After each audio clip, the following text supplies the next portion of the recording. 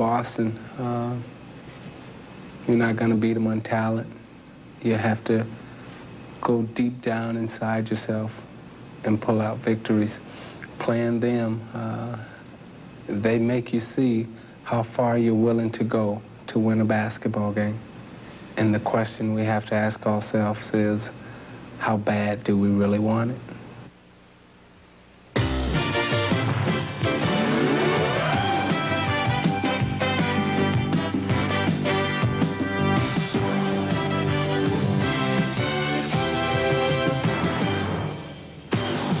The prayers of the Detroit Pistons can be answered tonight. They lead the Eastern Conference Finals 3-2, including a pair of startling wins in the Boston Garden. And as a result, the Pistons are one step away from that coveted trip to the NBA Finals.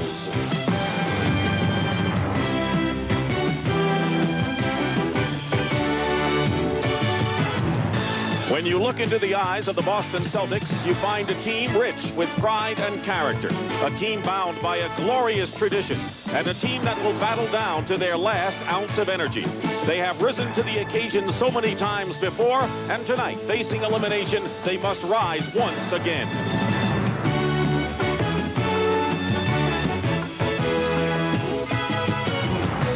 The Celtics will try to spoil the dream that burns within the Detroit Pistons, who tonight will try to make that dream come true.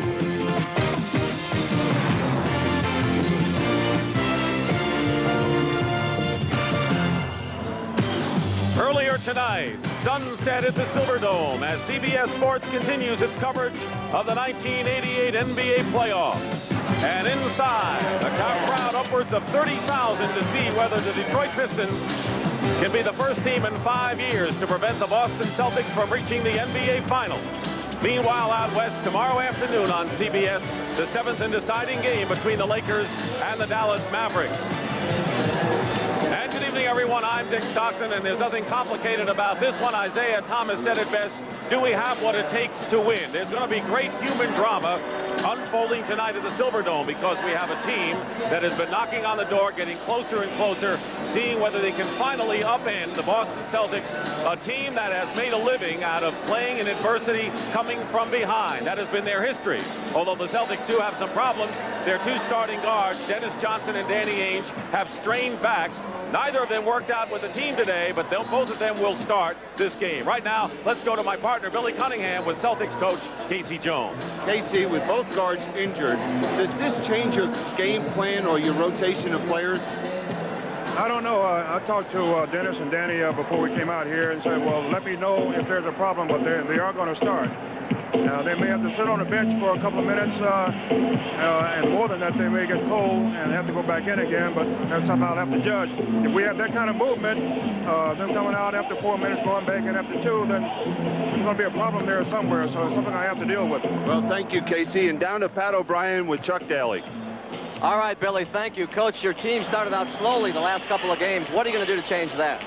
Well, we've got to push the ball, I think, a little more on what we call our sideline, get it up the floor a little bit quicker, because primarily they were running the clock down on us, made it tough for us to get into a play. Secondly, we've got to be more intense defensively early. The last game we were not. Are they going to be emotionally ready, knowing that Ainge and DJ are possibly injured? They'll probably be 110%. I've been through all that before. We don't believe anything about that. All right, Coach, thank you. Okay. Dick, let's play some ball. Billy, the Celtics have had a horrendous shooting series, in particular Larry Bird, but we all know that Larry Bird can do a lot of things to help the club. What do you see him doing tonight to help this team? Number one, he's got to show the leadership. He's got to come out and establish something for the Celtics, because then everyone else on this team will follow. This place is primed. The Silverdome is going wild as the Celtics, with their backs to the wall, going against the Pistons in Game 6.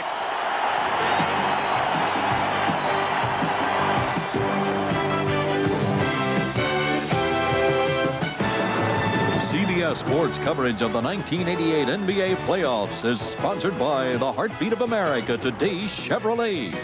New Right Guard Sports Stick from Gillette, antiperspirant and deodorant. Anything less would be uncivilized. And by Miller Brewing Company, sole sponsor of the U.S. Olympic Training Centers. Silverdome, we have a true happening, and the fans have jammed this arena all the way up to the third deck, as you can see. The all-time playoff record, attendance-wise, is 40,172, set between Seattle and Milwaukee at Seattle, and we'll see how close we come to breaking that mark tonight. The Celtics are playing their 5th must-win game. But the big must-win game was the game in Atlanta in Game 6 when they trailed 3-2 on the road, won that one, and then defeated the Hawks in Game 7 at the Garden. And the Celtics face the same situation tonight against the Pistons, trailing 3-2 and having to win away from home. Earl Strong, one of the officials working tonight, along with Hugh Evans. And Mike Mathis is the alternate. So the stage is set, Billy Cunningham. The drama is at hand. The Pistons need to win one game to get the Hex out of their system. And they're going to have to play their best game of this series to get that Hex off their back. They're going to have to come out with great intensity, especially at the defensive end of the court. The Celtics, they're going to have to make the extra pass at the offensive end. Lane Beer and Parrish jumping, and it's controlled by the Celtics. And we'll be watching Dennis Johnson, who is walking quite gingerly at the end of the game and did not accompany the team when they arrived last night. And Larry Bird hits the first shot of the game. Bird scored 27 points in Wednesday's game, the most points he scored in the series, but still having his shooting woes coming in. Lane Beer. Bill Lane Beer has averaged 22 points in the last 2 games after being ice cold the first 3. Usually that play is run for guards coming off baseline screens, but Lambeer is exceptional. McHale puts Boston ahead. I think the guards are so crucial for the Detroit Pistons in their success. Well, just in the 3 games they've won, the guards have been the offensive force. Defense inside, Mahorn winds up on the deck, misses the shot. But make no mistake about it, this has been a brilliant defensive series. McHale. Here come the Pistons wanting to attack. 3-on-3. Lane Beer, baseline. Dantley. Travel. Turnover, Boston ball. It's one thing Chuck Daly has talked to Dantley about when he's catching the basketball, using too much time. Just make a quick, strong move. All throughout the year, the Celtics have had a problem being patient on the road offensively. They've rushed shots. At home, it seems to be a different story. Parrish going strong to the basket, and a foul is called against Bill Lane Beer, his first. Right off the bat, we see the Celtics trying to establish that inside game. They've gone to Bird, McHale, and Parrish the first 4 times down the court. Celtics have reached the NBA Finals 4 years in a row. The last team to knock them out were Billy Cunningham's 76ers back in 1983 when Philadelphia went on to win the NBA championship. Robert Parrish.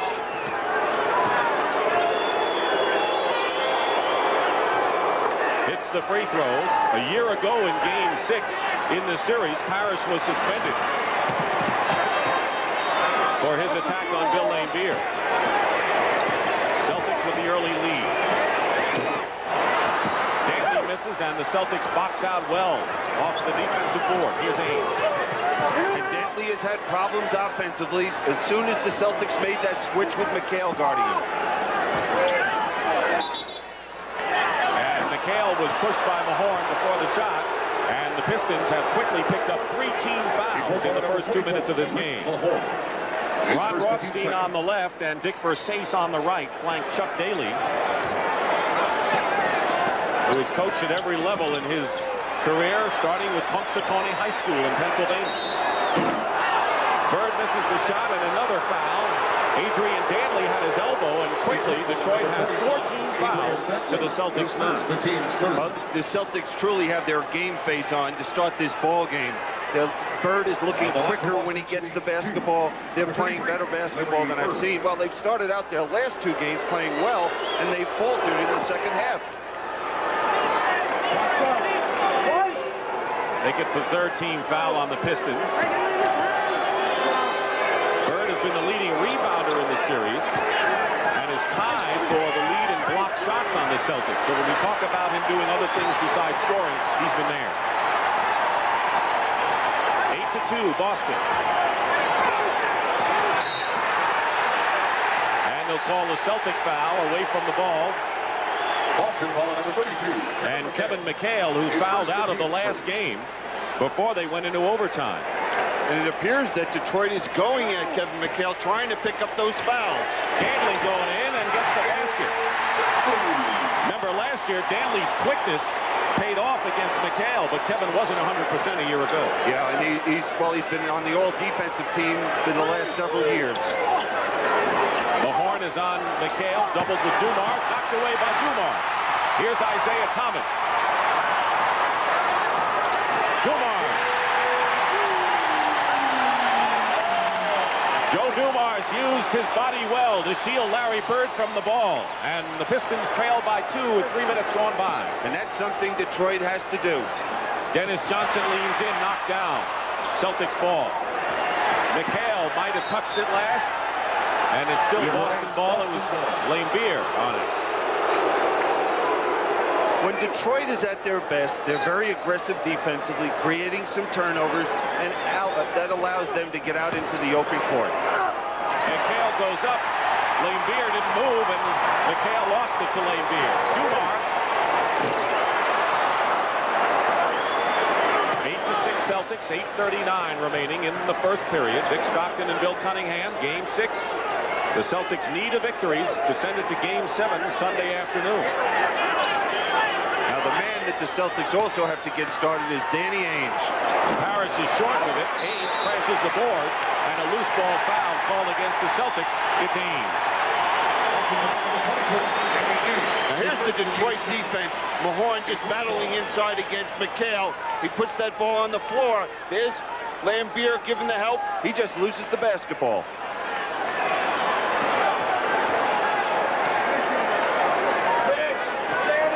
Pistons lost a year ago in 7 games to the Celtics. Thomas loses the ball going up, but Laimbeer has a gift. Look what I found, and Bill Laimbeer has given the Pistons a 6-0 run to tie this game.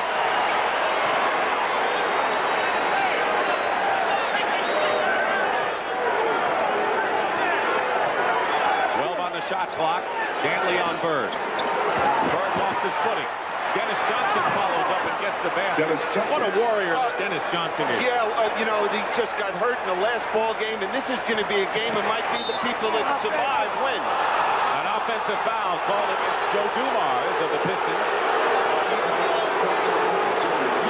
Robert Parrish twisted his ankle on that play.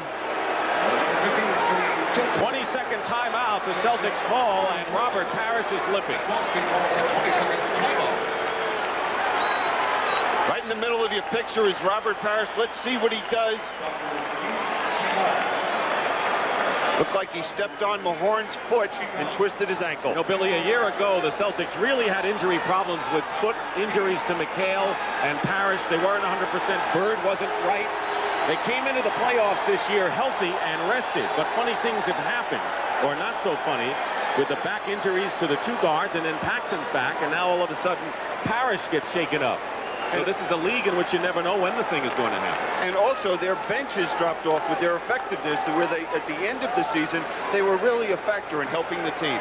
Mark Akers comes into the game. He's been the first man off the bench for the Celtics in 4 of the 6 games. His best effort was in game number 3 when he grabbed 6 rebounds in 13 minutes, forced to play with Robert Parrish in foul trouble at the time. Celtics ball in a 2-point lead. The Pistons haven't had the lead in this game. Now defensively, the Pistons do not have to worry about Akers. Bird, Ainge the rebound.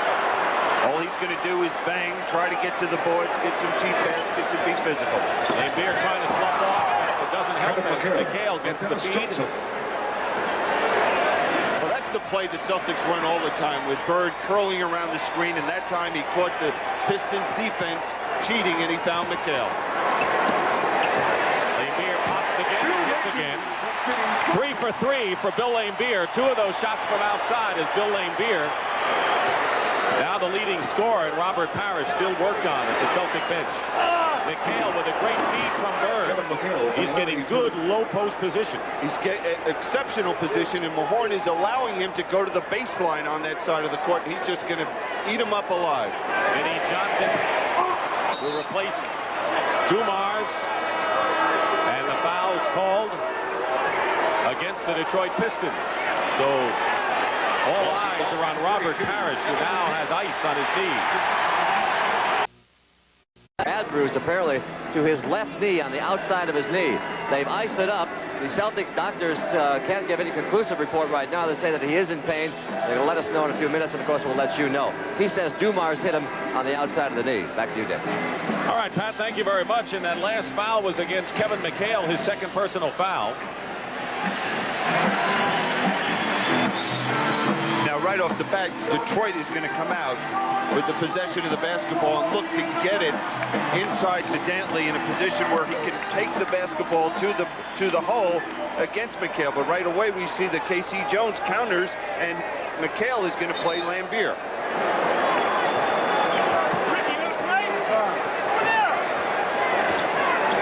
4-point lead for the Celtics. They had it up to 6. Detroit has not had the lead yet. Low post Mahorn against Bird. Out of bounds. And it's Boston's ball. Keep in mind that Rick Mahorn is playing with pain, faces possible back surgery after the season, coming off his best year, but really very little use during the playoffs except for fouls and inside defense. Jack McCluskey felt before he was injured he was the MVP on this Piston team. Larry Bird drove the baseline, misses. Rebound Mahorn trying to cut it to 2. Just under 6 minutes to go in the first period. Dantley has it knocked away by Bird. Out of bounds, Detroit ball, but Larry Bird with a brilliant play when Dantley appeared to have an easy layup. And this game is getting so physical, I would be very concerned if I were the officials. Because right here we see great hustle here by Larry Bird deflecting that pass and not allowing Dantley to get the easy 2. Each team with 3 fouls, and Mark Akers fouls Dantley going to the hoop. Dantley used that move to good advantage in the overtime victory in Game 5 against the Celtics. And that was against Roberts, and he did use that quite a bit. And right now we're seeing Akers trying to play him. There's no way Akers can play him. This is going to force the Celtics to double team anytime Dantley touches the ball. Next Boston foul will put him in the penalty. Still 14-10. They isolate Dantley against Akers. Dantley misses a short jumper. Vinnie Johnson making Dennis Johnson work to bring it up. Double team on McHale and the foul. Quick release by Kevin McHale. And Vinnie Johnson commits the foul. Each team now with 4 team fouls. The line for Boston shooting 2. Number 32, Kevin McHale. The key to that play was McHale beating the double team. He was so quick. As soon as he touched the basketball, he made that move. John Sally about to come into the ball game for the Pistons. And what has been the story is McHale misses the first one at the Pistons when they've had the quick lineup with Sally and Dennis Rodman. They have bothered the Celtics the most with that combination, and you see Mahorn gingerly going to the sideline. Well, just another face this Piston team can show the Celtics. Now they'll be able to get out and run. McHale misses both free throws. He's been shooting 81% coming in. And again, Detroit trying to cut it to 2. Thomas finds an opening, blocked by Akers. Mark Akers contributes with a good defensive play inside. Dennis Johnson short in the corner. Thomas tries to save it, and it's still Detroit ball. That last play was a play, that pick and roll, that hurt the Celtics in game number 5, but they reacted beautifully to it that time. Pistons haven't scored in 2 minutes now. Vinnie Johnson misses, goes after his rebound, and the foul against the Celtics. Mark Akers, I believe. And it'll be the penalty. And so the Pistons will shoot. One of the Pistons playing with Vinnie Johnson. He came out sizzling in the series, Billy. 12 points in the first game, 21 in the second. But since then, He hasn't scored much, 13 points in the last 3 games. How about the last 2 games? 2 points. And I asked Vinny, what do you do to get yourself going? He said, well, what I'll try to do is be very aggressive defensively, and when I get the ball, I'll look to make the pass. That seems to get me going with my shot.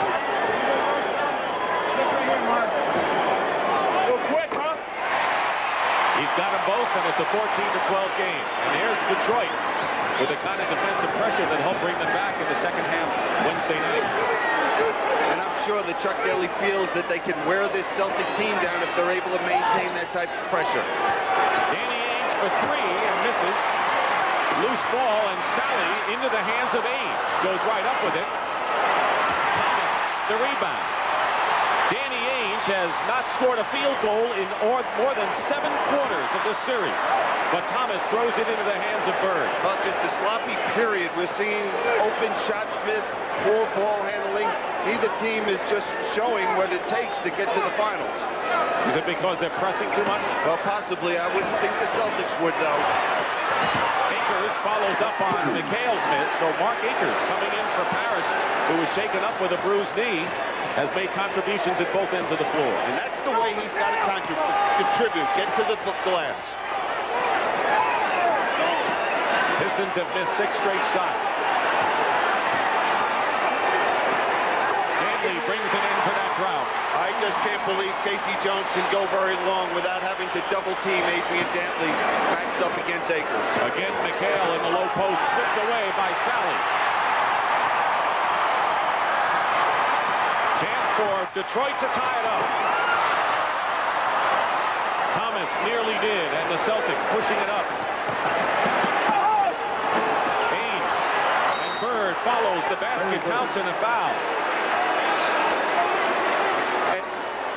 Watch the defense on McHale. We'll see the last time against Mahorn, he was able to go baseline. They forced him to the middle, and there's the turnover. Foul is on Laimbeer, his second foul, and Larry Bird with 6 points will try to make it 7. Rick Mahorn has come back into the game, and Bill Laimbeer getting a rest. Bird also has 6 rebounds to go with his 7 points, and a lot of plays that don't figure in the box score. Yeah, he's showing that leadership we've talked about, Dick. He's coming out here and saying, hey, we're going to get through this ball game and get a 7th game in the Boston Garden. Sally stopped by McHale and Ainge. A Boston break, leading by 5. Ainge and the Celtics are up by 7, 21-14 with 2:45 to go in the first. Interesting. Now we see the Celtics out running, and this is what I think they have to do. Find a way to get the easy baskets, because if they expect to set up every time down the court, they're going to have a long night. Danley is fouled by Dennis Johnson, who will shoot 2, but the Celtics have opened up their biggest lead. And a timeout call. 2:35 to go in the first. Rounds of the Kemper Open. Jim Hallett has a 1-stroke lead over Morris Satolsky and Tom Kite. 3rd round action coming up tomorrow on CBS. Now, after the block shot that we'll see here by Danny Ainge coming from the rear, this is great team defense on that play. But the shocking thing for Casey Jones, he probably thought that it was a different team, because here all of a sudden the Celtics are on the fast break. Not only are on the fast break, but we'll see right here, they have 4 Celtics on the breaks. I'm sure he praised his team after the timeout. We're at the Pontiac Silverdome, NBA action. The Eastern Conference Final, Game 6, with the Detroit Pistons at home, 1 game away from knocking out the vaunted Boston Celtics and moving on to the NBA Finals. But the Celtics have their biggest lead of 7, and Robert Parrish went out in the first quarter with a bruised knee with 7:34 to go. But Billy, since then, the Celtics have outscored the Pistons 11-6 with Parrish on the bench. And the big thing has been their defense and getting out and running. With Danny Ainge now, we'll have to watch closely and see how he's able to come back. Does his back stiffen up on him? That last foul was charged to Mark Akers, who has 3 personal fouls. So Parrish is hurt, and Akers already is in some sort of foul trouble. That means that Casey Jones' options are, number 1, he can go to Artis Gilmore and bring him off the bench. Maybe go with Fred Roberts if he picks up his 4th. 1 out of 2 free throws for Adrian Dantley. 2:25 to go in the first period. Jim 4 is into the game for the Celtics at guard, replacing Ainge. Bird turnaround on the baseline, doesn't go. Mahorn. Chance to cut it to 4. Pistons are shooting 33%. The Celtics are under 50 themselves. That's been the story of this series shooting-wise. Vinnie Johnson connects. First basket in 3 attempts. Interesting contrast with these two teams. The Celtics want to go inside to their big people. The Detroit Pistons have no post-up player except for James Edwards, who's played sporadic during the course of this playoff. Bird lost his footing, and now Earl Strong said he was kicked. And a Piston foul, and Bird will go to the line. Now here's the problem. Larry Bird has the good shot, good follow-through, arc on the ball. What happens? It bounces out. That's been the story for Larry Bird in this playoffs. Look at those numbers. His best shooting game was in Game 4 when he was 7 for 15. That's nothing like what people expect from Larry Bird or what Bird expects from himself. Dennis Rodman has come into the game, and Rodman gave the Pistons a big boost after 4 unproductive games on the defensive end, running and offensive rebounding. Meanwhile, Reggie Lewis, the #1 draft pick out of Northeastern, who has some solid offensive potential, but hasn't played much in the series, has come in, and he'll be joined by Dirk Minifield. So the Celtics going deep into their bench in the backcourt with Ainge and Dennis Johnson now sidelined. And it's a bench that has not performed well for Casey Jones and the Celtics. Bird made the free throw, has 9 points. Joe Dumars checks in for Isaiah Thomas, who has yet to score and missed his 3 shots. 23-17, Boston. Vinnie Johnson in the lane. It drops for him, and Vinnie Johnson has 6 points, ties Lane Beer with the Pistons scoring lead. Under 2 minutes to play, nearly a minute to go in the first period. Reggie Lewis guarded by Rodman. Vinnie Johnson on Paxson. Minifield. Paxson way off, but Bird is there. And now the Pistons will try to cut it to 2. Under a minute to play. Knocked away by Bird. Paxson saves it. Now Vinnie Johnson has it.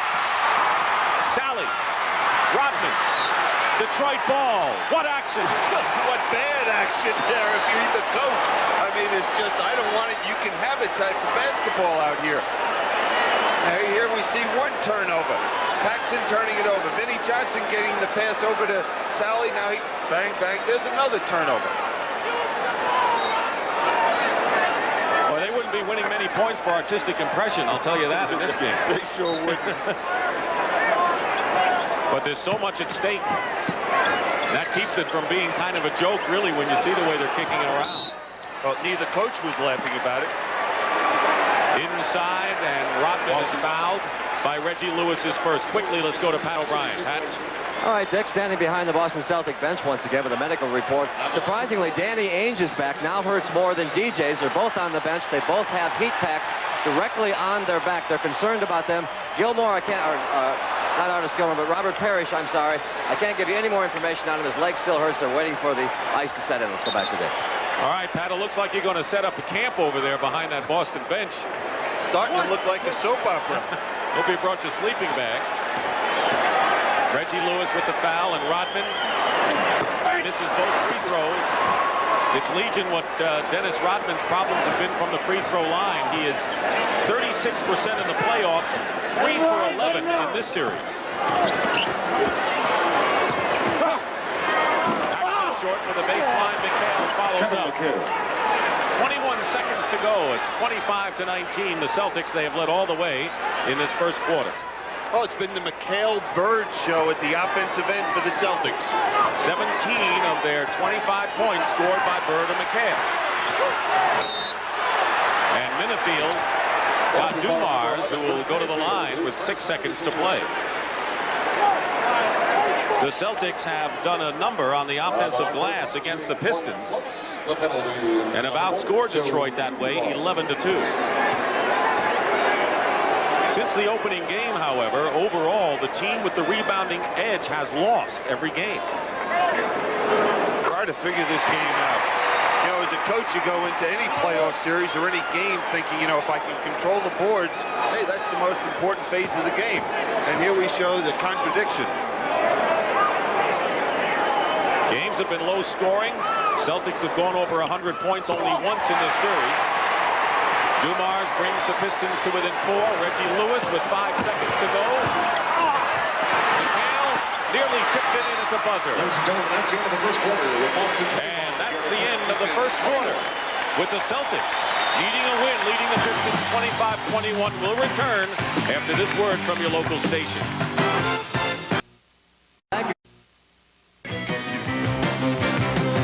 The Celtics lead the Pistons by 4 after 1 period of Game 6 at the Silverdome. CBS Sports coverage of the 1988 NBA playoffs continues.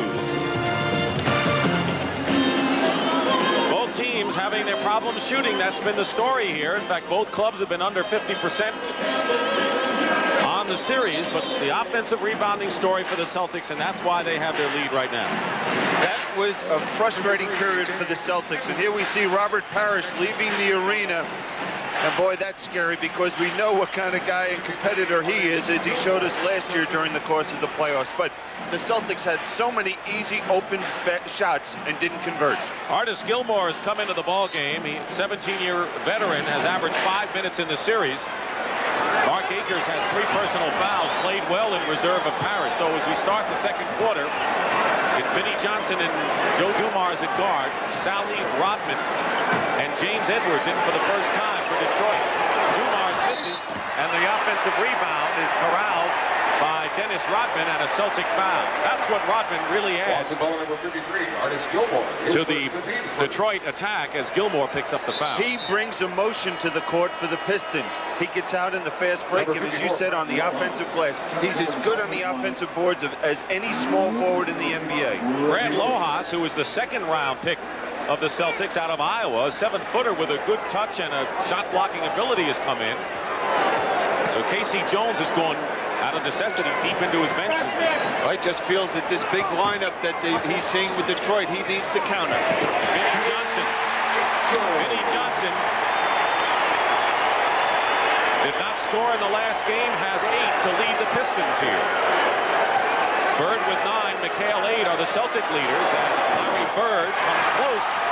Not that time, and now you see Lojas' ability as a 7-footer to get that ball, and he'll jump it up. Now that's 3 shots we've seen Larry Bird open, easy shots, not able to put him down. I mean, it's got to be so frustrating for the guy, because he's working out there at both ends of the court. Bird is 2 for 7 from the field.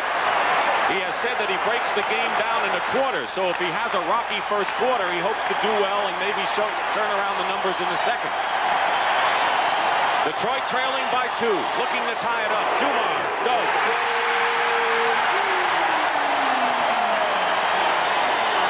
And the fear of penetration by Vinnie Johnson created that. Pistons have tied it at 25. Isaiah Thomas, still on the bench, has yet to score in this game for Detroit.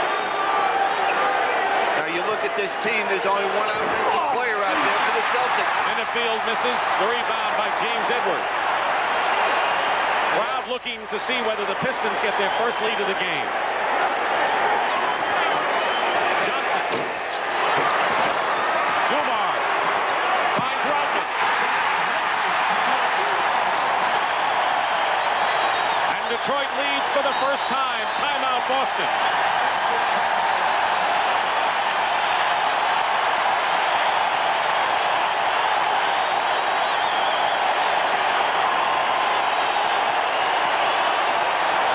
The stark difference from last year's Detroit-Boston series till now concerning the Celtic bench.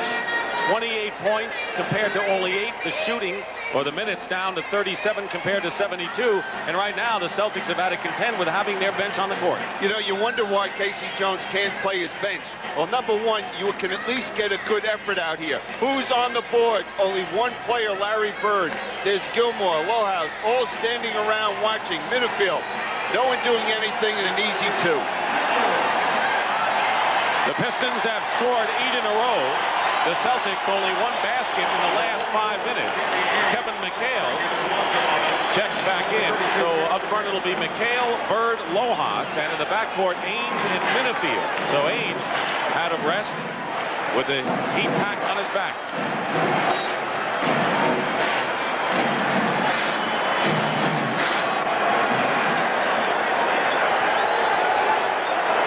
Bird doubled with Dumars and Rodman, and Minifield lost the ball.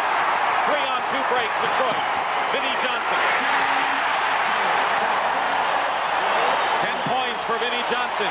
Leads all scorers. The Celtics have to be very cautious because emotion plays such a big part of this game. This crowd is in a frenzy. McHale gets fouled. Edwards and Dumars covering. And the foul is against James Edwards as Dennis Johnson checks back in. Tomorrow it'll be the Dallas Mavericks, who have won their 3 home games at Reunion, against the Lakers, who have won 3 at the Forum. Tomorrow's game on CBS, 3:30 Eastern time from the Forum in Los Angeles.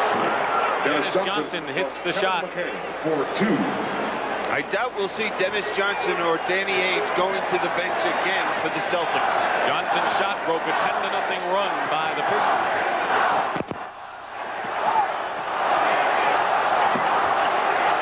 James Edwards against Lojas, the rookie. Foul, basket counts.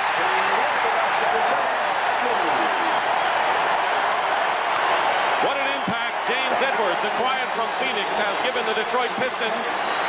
He's been quiet the last 2 games, but he was a hero in the first 3 for Detroit when they took a 2-1 lead. And we see the difference in the benches. Vinnie Johnson, James Edwards, Rodman, Sally coming in and being productive. 3-point play by James Edwards, who used to play for Chuck Daly when Daly coached Cleveland. At that time, Bill Laimbeer was the backup and Edwards was the starting center. Pistons with their biggest lead. 5-point advantage. Lojas, he's got a good touch.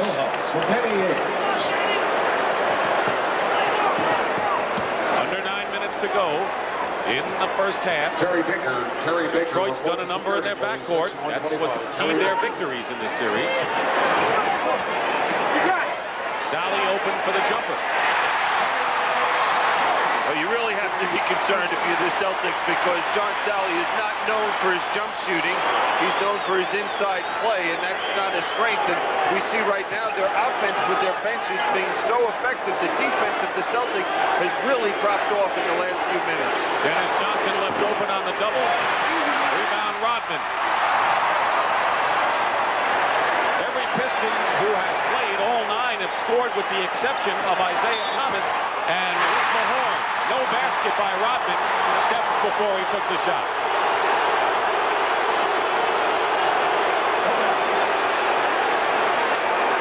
Celtics have got to get the basketball back in the hands of Larry Bird. Bird has taken 1 shot and missed it in the second quarter with 4 minutes gone by.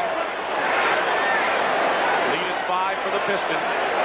They can close out the Celtics tonight with a victory. Dennis Johnson over Sally, and the rebound Rodman. And it looks like Rodman and Sally, and Rodman is shaken up for the moment. Looks like they're ready to run here tonight. Oh, well, this is the big advantage that Chuck Daly has going to his bench. He can go to another dimension. Dumars. Bird finally. Celtics down by 5. Ainge blocked by Sally. Out of bounds. John Sally came out of nowhere to block that shot. It appeared though he got a lot of body of Danny Ainge on this play. Let's see if he gets him with his lower body. Well, Danny Ainge created a lot of that contact. Vinnie Johnson goes out of the ball game, leading with 10 points to lead the Pistons. And Isaiah Thomas, who has yet to score and missed 3 shots in the first quarter, has come in. What a luxury. Isaiah Thomas 0 for 3 in the game and a 5-point Piston lead. It really is a luxury, and Vinnie Johnson is really getting a big plus. Danny Ainge missed. Thomas was all over him defensively. Danny Ainge has no confidence in his shot. Thomas. Dennis Johnson clears it.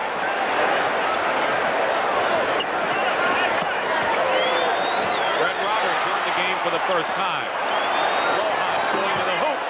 Lojas showing, and some of them plays we have seen by the Celtic bench, maybe not to this level of the playoffs. You wonder what they might have done during the season. Well, that's a decision the coach makes, and the players dictate to the coach if they're going to get that time. They have to produce when they get that opportunity. Edwards, low post. Finger roll. Edwards has 5 points. 19 points by the Piston bench to only 4 for the Celtics. He's overpowering Lohaus in the low post. Dennis Johnson draws the foul, and it'll be the second team foul of the quarter against Detroit. The Celtics also have 2. Edwards, his second. The team second. Now here's a strong move to the basket by Brad Lohaus, and he just rolls right across the court.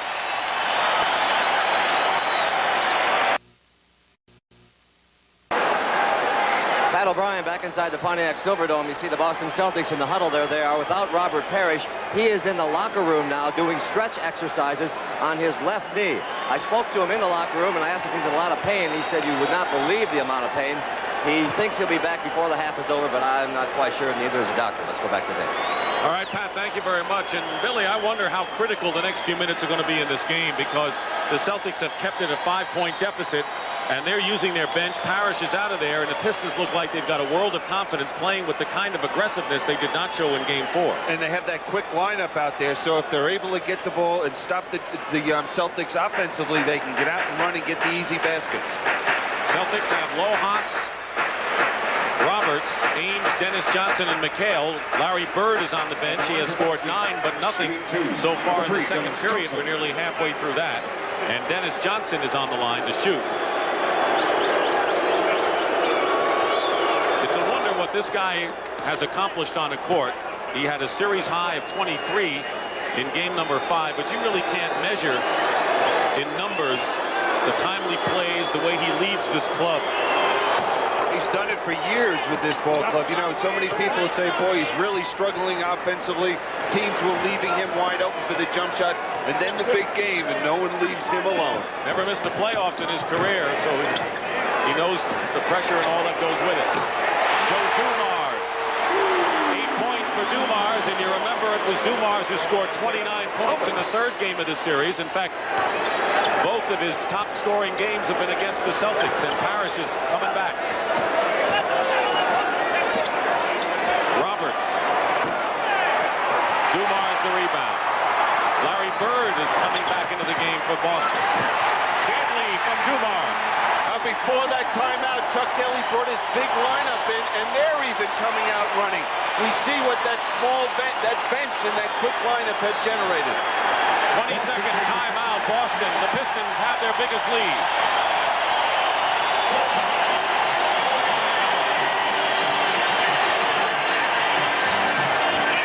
And now it's a full timeout as the Celtics used the 22nd timeout earlier on Parrish's injury. They're going bananas here at the Silverdome. Beauty of this play is I want to have you watch how the Pistons rotate the basketball. They're going to make the entry pass. Danny Ainge will double team, and we'll see them skip the ball all the way to the weak side for the open jump shot. And when you talk about a key offensively, it's making that extra pass, and that's what they do for the open jumper for Joe Dumars. The Celtics, who shot 36% in the first quarter, are shooting 30% so far in the second, and Robert Parrish out of the dressing room is in there now. Now with a sprained knee when the Celtics led 10-8 in the first quarter. Bird with his first points of the second quarter. 5-point lead for the Pistons, 40-35, 5:15 to go in the half. Danley against Bird. 6 on the shot clock.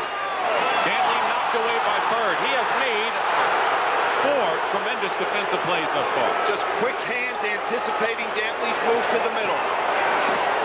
Dennis Johnson open and buries it. Dennis Johnson brings the Celtics to within 3. And amazingly, the Celtics are hanging in. And that's one of the reasons you try to run a little bit, get down the court. You're not always going to get the layup, but right there, DJ gets the wide open jump shot. So does Isaiah Thomas, but he misses completely, and Laimbeer turns out short, and a loose ball foul called against the Pistons. And Robert Parrish is shaken up, and he gave it a great try, but he's got to come out of the ball game, Billy.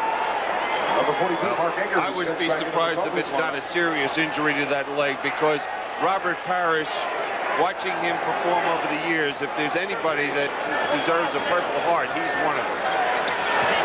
Edwards' third personal foul, and Parrish is going back to the locker room. Danny Ainge on a runner, short. Dumars clears it. 3-on-2 for the Pistons. James Edwards. The many dimensions and faces of the Detroit Pistons. They can play half court. They can play microwave when Vinnie Johnson is in there, or they can run when they have Edwards and Rodman and Sally, and they're running even without Rodman and Sally. That's the surprising thing. You'd expect them going to set offense with the big lineup. Bird. Ainge misses, and Mark Akers tips it in. Akers playing with 3 fouls, and Parrish continues his walk to the dressing room. Danny Ainge must feel there has to be a lid on the top of that basket. He's 1 for 7 in this game. Danley with a great inside move on Bird. Well, he's so quick. If you give him an inch, he'd go either way, left or to the right. 9 for Danley. McHale comes right back, and this has got to be the biggest string of offense we have seen perhaps in this series. And the first 2 points for Kevin McHale in this second period. McHale has 10, Bird 11. Boston foul number 33, Larry Bird. And Larry Bird picks up his first foul as Rick Mahorn checks back in now. Now watch Isaiah finding the open man. Now this bounce pass just had to be perfect to come up for James Edwards to handle. Under 3 minutes to go in the first half. 44-41 Detroit. Their biggest lead was 7. Celtics had their biggest lead 7 in the first quarter. You know, the beauty of Isaiah in this ball game, he's struggling offensively but showing patience. Danley missed the layup when he breezed by the Celtics defense. Celtics can cut it to 1. McHale posting up. Now Bird against Danley. 10 on the clock. Bird misses the turnaround, but there's Akers. Knocked away and stripped away. And here's Thomas. Thomas has yet to hit a shot. He's 0 for 5. Laimbeer hits it. Laimbeer 4 for 4 and 8 points in the game, and Detroit is up by 5. 2 minutes. Under 2 minutes in the half. McHale against Laimbeer. And Laimbeer may have picked up his 3rd personal foul with 1:53 to go in the half. Detroit foul number 44, Larry. That's his 3rd. The team There's Bird going up again, an open jump shot. Larry Bird normally buries that shot, but there's Akers coming from the weak side. Isaiah's quick hands able to deflect that and steal the basketball. Kevin McHale. Sally is in for Laimbeer, goes out with his 3rd personal foul. McHale has missed all 3 free throw attempts, where at the Silverdome in Pontiac, Dick Stockton and Bill Cunningham. Game 6 of the Eastern Finals. The Pistons needing 1 to wrap it up and knock out the Celtics. Detroit leads by 4 with 1:48 to go. And they'll call the offensive foul. Isaiah Thomas. Detroit foul number 11, Isaiah Thomas. His first. You know, the thing about this ball game is how ineffective both teams have been overall offensively. It has not been a factor of the good defense in most cases. We've seen Danny Ainge, we've seen Bird, we've seen McHale on the Celtics missing wide open shot and going the same way, picking out Pistons. Danley missed the layup a few minutes ago as McHale turns around from baseline. From Danny Ainge. 46-44, the Celtics hang in. And that's a great word, hang in. How are they hanging in at this point? Bird is struggling offensively. Robert Parrish is through for the night, and they're still there. Thomas from Danley out of bounds. Very nearly kicked out by Isaiah, but it'll be Detroit ball with 7 seconds on the clock. There have been segments of this first half where the Pistons have looked like they have fire in their eyes, and the intensity is there, and they're out aggressive defensively and running, and it just disappears. 3 on the clock. Thomas. Great move by Isaiah Thomas. 48-44. But you know, the Celtics are not going to be easy to shake here. Oh, no. How many times have they been in a situation like this? They know what it takes. Ames. Really struggling is Ames from the field. McHale going in. Brown thought he walked. Tips it in. Kevin McHale. McHale has 15 points on 7 for 9. Well, it was great hustle by McHale, just making sure that somehow he was able to get the field goal. 48-46. Pat O'Brien will be coming up at the half. Report from the Dallas-LA Lakers series. Thomas misses outside. Bird the rebound, and the Celtics in a position to tie it up. And now Bird and Rodman playing tag coming up court. The shot clock is off, and the Celtics have 19 seconds to try to tie this game.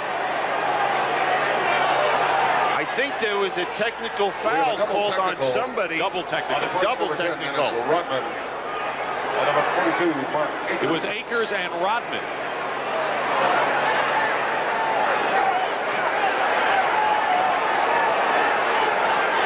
Pistons trailed by 4 after 1 quarter of play. 5 seconds to go. Bird, high arcing shot misses. And Detroit will have the slim lead at the half. Kind of another strange game like we had in game 4. Pistons 48, Celtics 46. Pat O'Brien will be back with the Prudential at the half after this message. Oh, and it looks so peaceful in Detroit tonight. But if the Pistons can hang on to this lead, they will be rocking in the Motor City. And hi again, everybody. I'm Pat O'Brien. Once again, welcome to the Prudential at the half, a prime-time edition. Let's begin and get you up to date on the playoffs. You can call the Western Conference Finals the home court series now, as Dallas beat LA last night 105-103 to even that series at 3 games apiece. James Brown has been following that one for us in the Wild, Wild West. The Los Angeles Lakers went into battle last night intent on wrapping up the Western Conference Final and indeed gave it their best shot. But the Jekyll and Hyde Mavericks, paced by a 23-point, 13-rebound effort from Mark Aguirre, prevented the defending champs from wrapping it up in 6. Dallas went through its paces today, hoping to bottle up and carry with it the elusive answer to a win in Los Angeles. I don't know what the answer is. The only thing I know is that our performances in LA have been subpar for the type of games that we're in. Meanwhile, the Lakers, showing no signs of panic on their faces, caught an early flight back west. Upon their return, the team found the Forum was being ready to host a concert by the rock group In Excess. So instead of practicing, Coach Pat Riley opted to have the squad review game tapes. You know, we didn't play that well. We did make some mental mistakes, some physical mistakes, but, you know, those things happen in the heat of battle, and, you know, you just got to forget about that game last night and get ready for tomorrow. We hadn't been in too many 7-game situations, but we've been in situations where our back was against the wall, and we've taken care of business. The Lakers are accustomed to being the main attraction here at the fabulous Forum, and the players fully expect to have their showtime continue. If the Mavericks have their way, it'll be rock concerts and the like that will take center stage after Game 7 tomorrow. Reporting from the Forum, James Brown, CBS Sports. And Game 7 is tomorrow, 3:30 p.m. Eastern Time here on CBS. The winner goes to the NBA Finals. The loser goes on a dreaded and unwanted vacation. Big happenings in football. Tony Dorsett, the Cowboys' all-time leading rusher, will now be in the Denver backfield. He was traded to the Broncos for a 1989 conditional draft choice. This means anywhere from 5th to 1st, depending on Tony's performance. Quickly at the French Open today, Mats Wilander needed 5 sets, but he quickly defeated, not really quickly in 5 sets, he defeated Andre Agassi, the wonder kid from Las Vegas. Wilander will now meet Frenchman Henri Leconte, who had no problems today with Jonas B. Svensson. And at the Kemper Open in Maryland in second-round action, Jim Hallett, a rookie, leads the field. He's a former hockey player. Defending champion Tom Kite is third. Third-round coverage begins at 1:30 p.m. Eastern tomorrow here on CBS. Sad news in the hallways of CBS today. Howard Reifsnyder, a CBS producer for 20 years, has passed away after a lengthy illness. Howard made us all better, and our hearts go out to his family. Well, you can throw away those Frank Layden to Miami Heat rumors. Utah Jazz management has refused to allow Frank and Miami talk, saying he's our coach. I talked with Layden earlier today, and he said it's a great vote of confidence for him, and he's happy to stay in Utah. One prospect being considered is Layden assistant Jerry Sloan. Well, one guy is going to have a little more time to play golf and mess around with his music and do all those things is K.C. Jones. We'll have a goodbye to K.C. as At the Half rolls on prime time after a commercial and a word from your local station. Song keeps Georgia on my mind. Inside the Pontiac Silverdome in Pontiac, Michigan, the calm before the storm they hope is going to happen here. The Pistons lead the Celtics 48-46. Well, it was a bit of a shock when K.C. Jones announced that he was retiring from coaching and moving up to the Boston Celtics front office after the playoffs. He is one of those coaches who gets a whole lot of credit for not getting any credit at all. Here's one person who says credit is long overdue. Those were good times.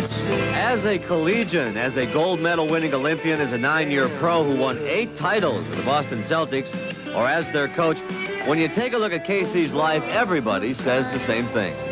The guy is a natural winner. Whenever K.C. was in the ball game, if we were behind, we caught up. If we were a little bit ahead, we went further ahead. You just get the feeling that K.C. Jones is going to outwork you, out-hustle you, out-scrap you, and I get that sense in his personality, and I think it's contagious. In 5 seasons as Celtics coach, he's won 2 NBA titles and has a better won-loss percentage than Auerbach. I give them a lot of leeway out there on the court to use their imagination, their creativity. And never come back to haunt you, though? Not really, no. We've been in the finals, the past 4 years. K.C.'s first NBA coaching job was with the Bullets. His team reached the finals in '75. They were swept. After his owner saw these pictures of an assistant diagramming a play during the finals, he was fired a year later. I was branded as a non-coach. I couldn't coach. And I thought I dealt with being fired very smoothly. I thought, man, I can handle this. But I never did. And I ruined a beautiful woman's life and in divorce. And I have 5 kids out there who are doing very well, in spite of. You are looking at the main reasons K.C. is getting out: 5-year-old Christopher and wife Ellen. Almost. Family life is very nice. In the beginning, I took him for walks around the neighborhood, and they says, geez, Case, you got a great-looking grandson there. Yeah, I said, thank you very much. I talked to him on the phone the other day from Detroit. He says, why don't you beat the Lakers, Dad? I said, we're playing Detroit tonight. He understands winning and losing. Hey, look at that flock of birds! Missed it. Time rolls on. That's as it should be. Here and gone. It's been worth it to feel good about myself again, considering what I've gone through, to get some self-esteem back. It's all worth it. It's all the good stuff.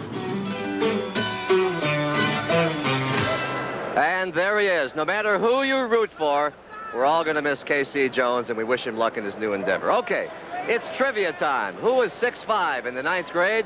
Who has the only championship ring on the Pistons? And who has his own trivia contest going on here in the Motor City? Good afternoon, everybody in Detroit. This is 101 FM WRIF. Once again, it's time to play Chuck Nevitt Trivia. This is the Chuck Nevitt you probably know, and here's some rare footage of him actually playing. And here are the questions in this local promotion. How many points has he scored this season? How many games has he played? And how old's the radio station? Here's Chuck with a hint. 1 card, but 3 questions and 1 answer to all 3 questions. Chuck E. Cheese. What did Chuck E. Cheese score? Chuck E. Cheese has scored 6 points. This is WRIF. Do you have the answer? Oh, yeah, 17. Oh! How did you know? That's amazing. Chuck hit 17? When you have that low of a number, you could almost replay them every night in your mind. Well, I hope you had your videotape machines rolling because you've just seen the Chuck Nevitt highlight film. Another trivia question. Who's about to say goodbye and welcome back Dick and Billy? I'm Pat O'Brien. Thank you for joining us on the Prudential at the Half. Enjoy the second half here on CBS.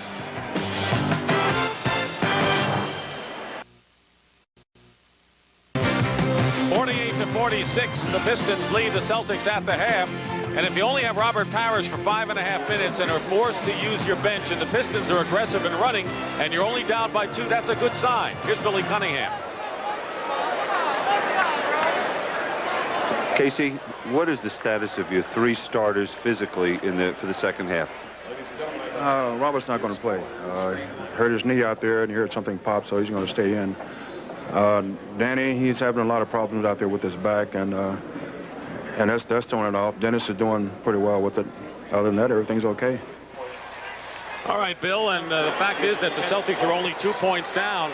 Considering all the problems they've had with Parrish not playing and all of the guys on the bench, I think they're in tremendous position right now. Yeah, and if they could just hit a few open shots, they really have an impact, especially Danny Ainge. He's really struggling from the outside. He is, and so is Bird, who is only 3 for 10 from the field. Celtics shooting 38%. Detroit is 50% in the game. Celtics have had the edge off the offensive glass, but the Detroit bench has really outscored the Celtics by 13. Lane Beer for 3. This is to start the second half.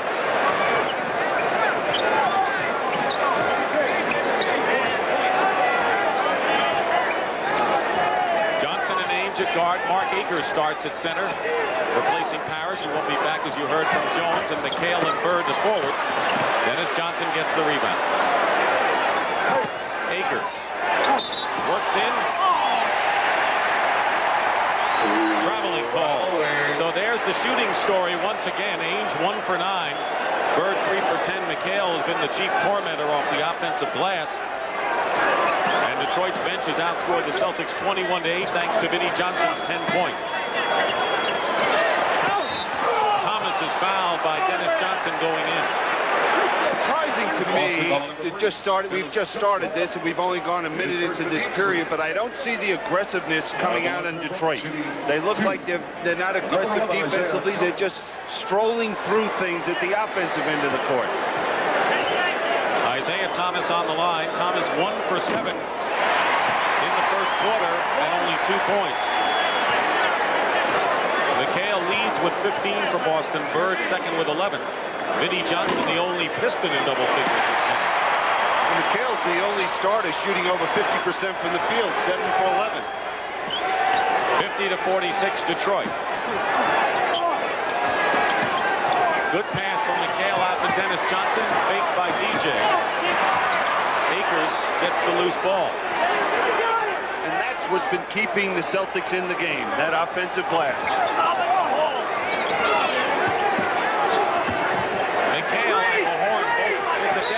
And they stay there. And now the foul has been called against Rick Mahorn by Earl Strom for keeping McHale down. That's exactly the reason. We'll see them battling in here. Mahorn just backs off McHale, allows him to fall to the floor. Now he tries to get it up, and he pins him. 1, 2, 3, he's down. 2 personals on Rick Mahorn, each team with 1 team foul. Minute and a half gone by. McHale. Here's Isaiah Thomas running it out for Detroit. You know, the Celtics are not letting the Pistons run, getting back effectively defensively. Doing an excellent job, but it's restrictive of Thomas because he has no one to run with. Hanley, just inside the three-point line, has 11 now to lead the Pistons.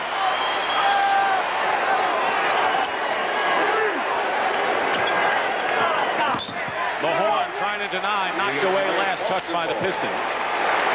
That was great defense down there by Mahorn. He's trailing McHale across the lane. Look at him get around and get that hand out there. Now we talk about the Celtics. There's a guy with a bad back right there for the Pistons, and he's been struggling the last couple of months with a bad back. Akers inside. Gets the layup. The Boston bench hasn't scored that much, although Akers has scored 6. but they have kept the team in the game. They had to, with a lot of the bench on the starters on the sideline, including Parrott, who's out of the game now. Dantley going strong to the hoop. Lane Beer tries to tip it in. Dumars keeps possession for the Pistons. Mahorn, low post. Lost it to Dennis Johnson. I can't remember a series where I've seen more quick plays with the hands knocking the ball loose. Bird misses baseline. Mahorn. Is fatigue a factor with the Celtics? You know, you look at Larry Bird, a wide-open jump shot. He's missed about 4 or 5 wide-open jump shots. That's not Larry Bird.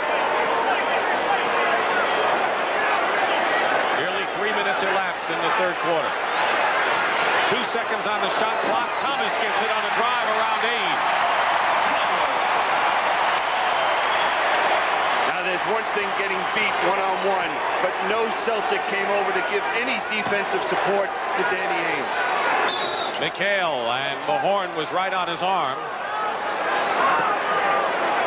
Foul is on Mahorn, his third. Let's take a look at the minutes that the Celtic starters have played against Detroit. Compared to a year ago, look at the difference in those numbers. Dramatic. I'm tired just looking at those numbers. John Sally is in for Rick Mahorn, and it'll be Sally's job to defend Kevin McHale. I can't remember where you had starters play 40 minutes per game. All of their starters have, as the Celtics threw the ball away. In the first 2 games, the Pistons had 11 more turnovers than the Celtics, but in the last 3, Boston has committed more miscues. Pick and roll, Thomas to Lambier. Favorite play of the Pistons. Usually Lambier floats out for the jump shot. He's hurt. He landed right on his ear. Biggest lead, however, for Detroit, 8 points. Bird comes right back with a hoop, only his 4th basket of the game. He has 13.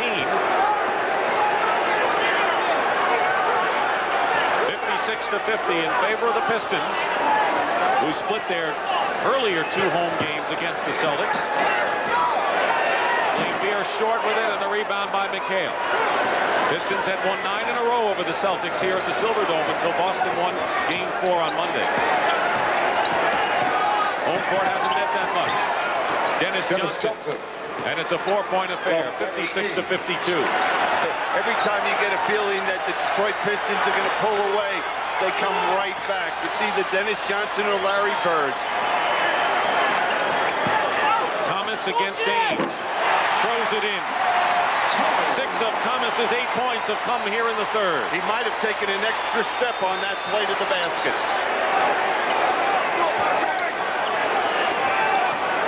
Picking up Bird in a hurry. McHale. By Sally out to Dennis Johnson. Sally the rebound, and he's been the biggest rebounder for the Pistons in the series. And you don't see many people block Kevin McHale's shot inside. I don't remember anyone doing it. Dantley with a patented drive to the hoop, nothing doing.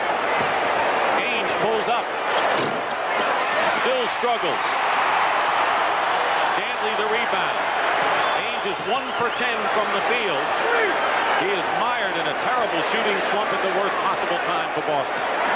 You know, that first period, he asked to come out. His back was hurting so much. Less than 6.5 remaining in the third. Adrian Dantley.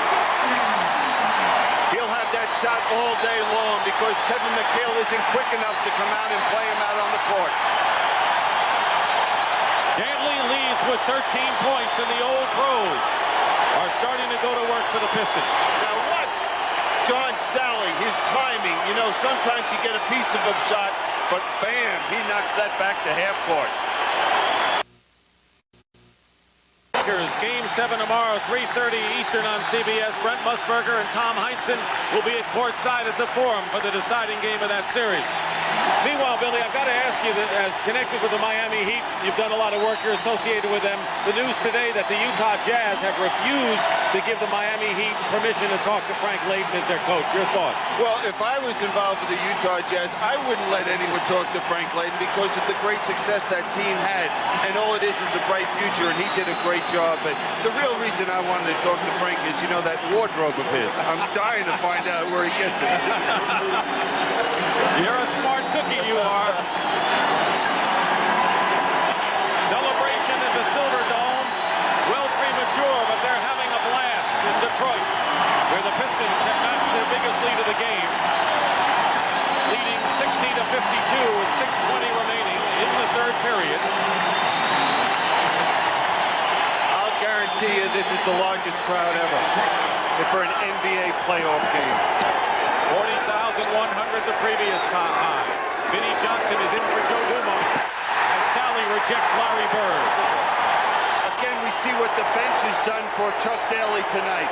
John Sally coming off the bench now and making his presence really felt at the defensive end. Against Vinnie Johnson, Dennis Johnson is fouled by Vinnie. That'll be the third team foul against Detroit, but there is Sally the acrobat here. And this is where most shots are blocked, coming from the weak side. Now, John Sally, what he could have done is just gotten a piece of that, kept it in play, and possibly recovered it himself. Celtics shooting 30% this quarter after a 38% half. They have not come close to 50% yet in this series in any game. They led the NBA in shooting percentage. Ainge fires it up, long range, and misses everything. Pistons can open up their biggest lead of the game, 10. Well, what Danny Ainge has to do is get a few layups and transition basketball to get himself going. 8 on the shot clock. Pistons are far away from the hoop. 4 seconds, and Thomas loses it to Larry Bird. Again, another steal. Dennis Johnson. Now Sally picks up McHale, doubled and tripled. And he travels. Good, quick defensive switching by the Pistons. Now what we're seeing is the aggressive defense coming from the Pistons. They're reacting to each other. In the first half, I thought the Celtics missed good shots. Now it's the defense. And look at the shooting. Only Kevin McHale has been more than respectable for the Celtics starter.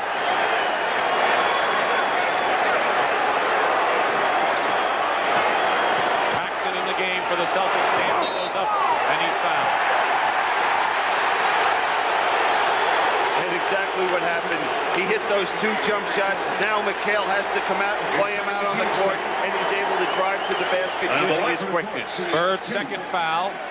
Number 45, Adrian. Second team foul on Boston. And Dantley can give the Pistons the 10-point lead they haven't enjoyed yet.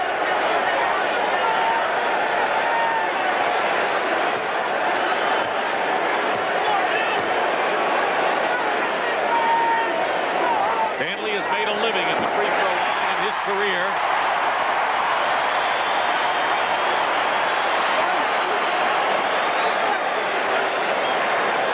He has 14 points. The only game he scored 20 in the series was in the second game of the series. The thing that's impressed me the most about Adrian Dantley throughout this series is his defense. We've talked about the missed shots by Bird, but Adrian Dantley's had a lot to do with it.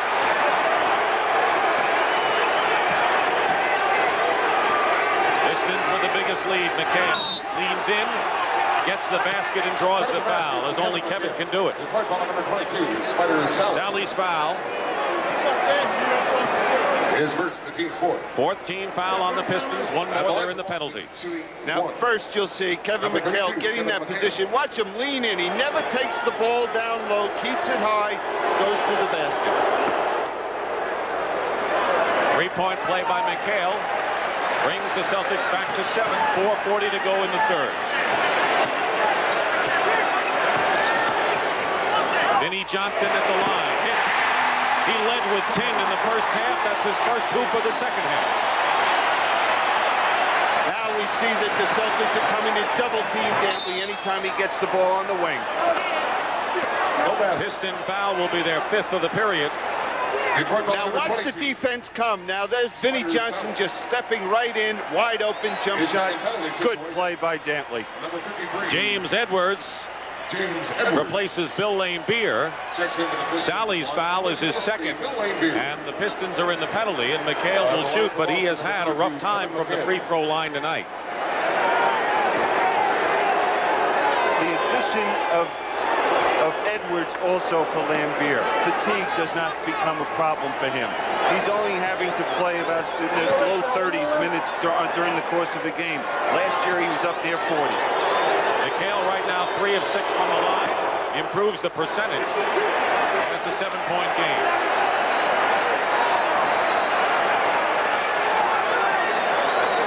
Bailey said if the Pistons don't win this game, I'm not going to go back to Boston with them. Game 7. Vinnie Johnson. Well, he's off and running now because he shot that one right over Kevin McHale. Bird against Danley, and Danley gave him the inside, and he missed the layup. What frustration you see in Larry Bird right now. Sally fighting for the offensive rebound, tied up. And a technical foul called against John Sally. He did not like the jump ball called by Earl Strom, and he'll pay for it. It's one thing having emotion, but you can't pick up technical fouls in games like this. That might come back and haunt you. Now here's the shot by Isaiah. Tough shot, forced shot. And there's the battle for the ball. I didn't see a real foul. Maybe a bump by Bird, but there's no reason for that display from John Sally. Bird makes the technical foul. Sally and Rodman, 2 players in their second year. And they've come a long way in their second year, but they're both kind of volatile and emotional players. And that's what this team needs a little bit of. They come off that bench and really add that adrenaline. Pistons control the tap. Ladies and gentlemen, leading by 8. How important it is to refrain from throwing any object onto the court, please. 3:35 remaining, third period. I can't remember a team having a chance to go to play for the World Championship that only has one post-up player, and we just saw him score right there. Edwards 4 for 4 for 9 points now. McHale double. Dennis Johnson on the penetration. Would have counted had it gone, and he'll go to the line.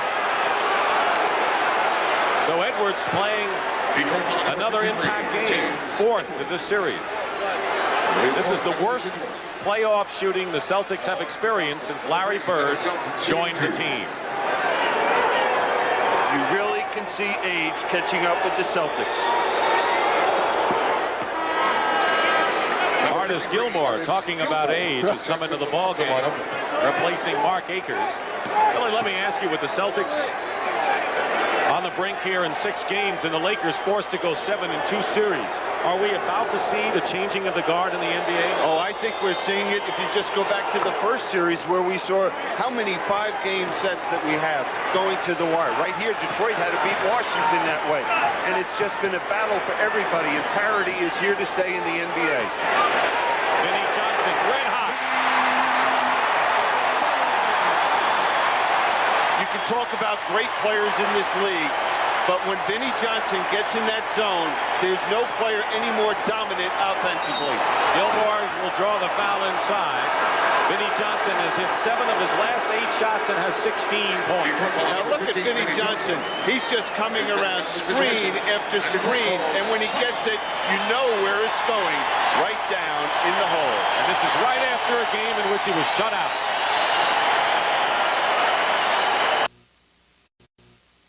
In the front row with the Detroit Pistons owner, Bill Davidson. Detroit's up by 10 points. You have to be awfully proud of this franchise. We are. And we're just hoping we can do it tonight. You said now you're going to start getting a little nervous. I don't know why, Bill. But about 6 minutes to go. If we aren't up in double digits, then it'll start tugging at me. All right, well, congratulations. Sitting next to him is Bob Seger, one of the legends of rock and roll. Bob, say hello to everybody. Used to play with the Town Criers. Enjoying the game? Oh, yeah. Oh, yeah. They're ready to rock here in Detroit. Let's go back.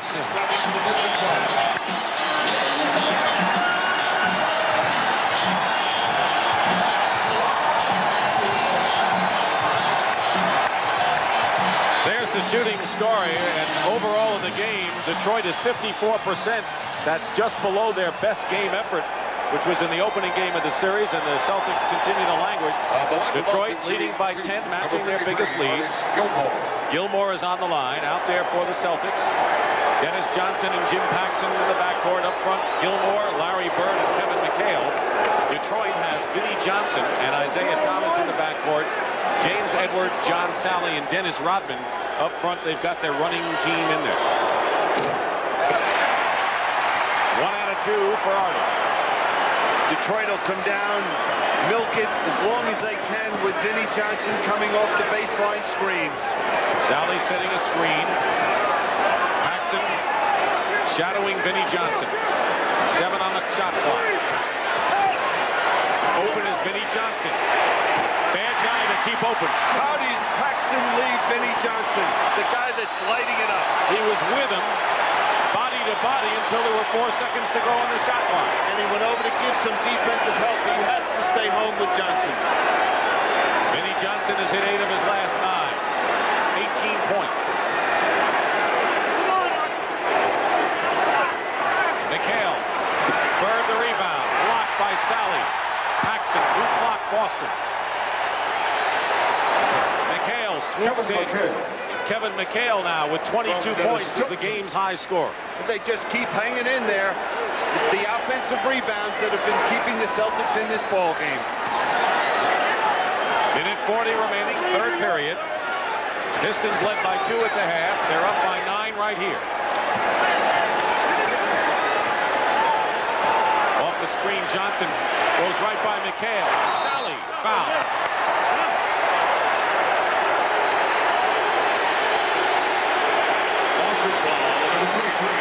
We'll see McHale when he gets the ball down on the low post. They just swarm him.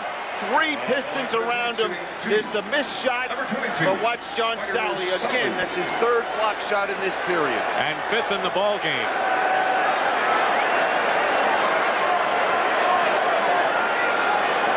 Bird picked up his 3rd foul, and Sally is shooting.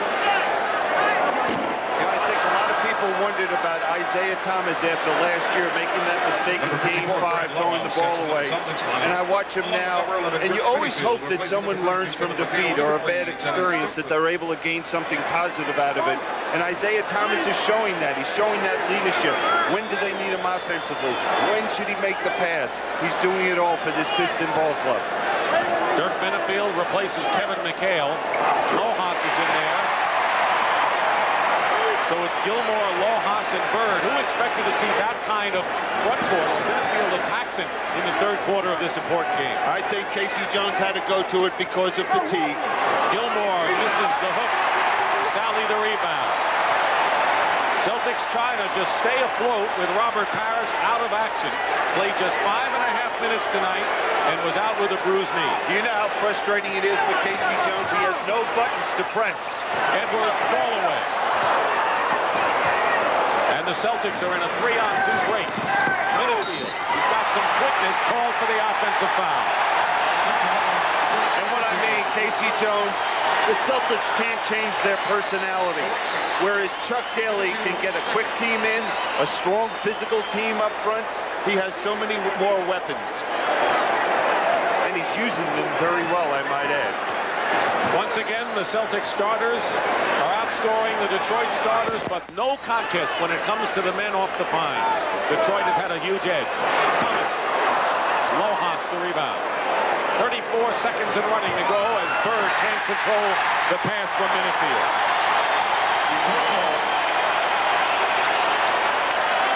I think this group that you're looking at and Bird on the court knows now what kind of an uphill climb the Celtics may face in the 4th quarter. They're going to need a performance from Larry Bird or another Celtic, just like Game 7 against Atlanta in the 4th period. Loose ball, Sally picks it up, and it'll be against the Celtics. Their 15 foul, and the Pistons will shoot. There's another example. Loose ball, who's the quicker team? We see John Sally and the Pistons being quicker to loose balls. Gilmore's foul as Rodman gets instructions from Chuck Daly. Kind of looked like Rodman was giving Daly instructions there.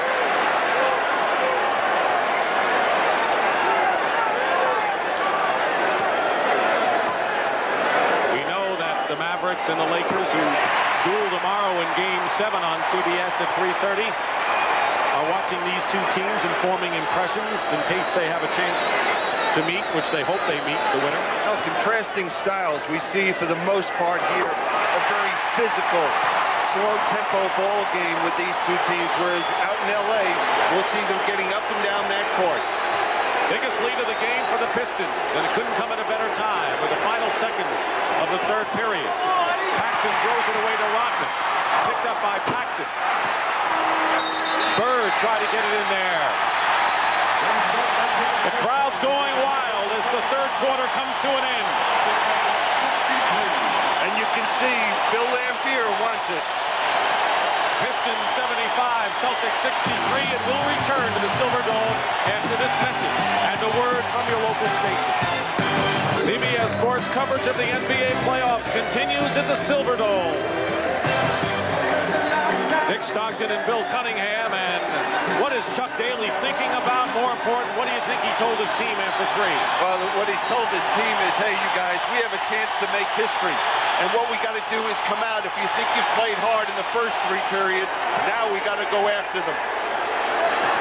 What a great chapter this could be in the city of Detroit sports history. One of the great sports towns in America, no mistaking. Right. But Lojas hits the open jumper. Bird on the bench. He has scored 14 in the game. An impressive record for the Detroit Pistons when they're up after three. Stake, trip to the NBA Finals if the Pistons can win here. If not, we go to Game 7 Sunday at Boston Garden. Vinnie Johnson again. 9 out of 10 from the field. 20 points in the game. Today in the NBA, you must have people that can shoot the ball from the perimeter because of the defenses doubling down and forcing that pass. And what we're seeing is the Celtics haven't done it, and we're seeing the Pistons do it right now. 6 on the clock. Lojas. Thomas and Ainge go after it out of bounds. Detroit ball. Vinnie Johnson missed his first 2 shots of the game, and since then has hit 9 out of 10. And Billy, if you look at the Celtics scoring by quarters, there's got to be concern. They've gone from 25 to 21 to 17. And they've done that all through this playoff series. They've dropped off getting to that fourth period, and I just believe it's fatigue. 12-point lead, trying to up to 14. Edwards will go to the line and have that chance. The old on the right, Casey Jones, who will be stepping down. And on the left, Jimmy Rogers, who will take over the helms of the Celtics as their head coach. Bird quickly back in. Shooting 2. Number 53. And right in the middle of the pack is Arnold Auerbach, Don Gaston to the left, Alan Cohn to the right. The Celtic ownership. They're not used to being in this type of position. Last 4 years under Casey Jones, they've been going on to the next step, playing for the World Championship.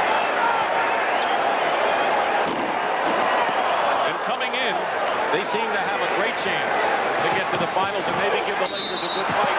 Maybe they will. But an offensive foul, Dennis Johnson, and he's shaken up.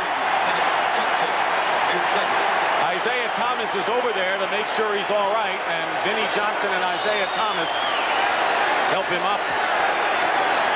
He's hurting, but I think he's even more upset with the call. Here we see his penetration. John Sally did slide over. He did not establish position. Now the Celtics, to get back in this ball game, have got to create a faster tempo. They've got to do the job on the defense and get out and run. Edwards has it batted away by Dennis Johnson. Last year, the Pistons went to 7 games. Threw away Game 5, and then the collision with Danley and Vinnie Johnson. That was the end of their chances in Game 7. 5-second violation. 5-second violation against the Pistons. Turns it over to Boston, trailing by 13. 2 minutes going by, fourth quarter.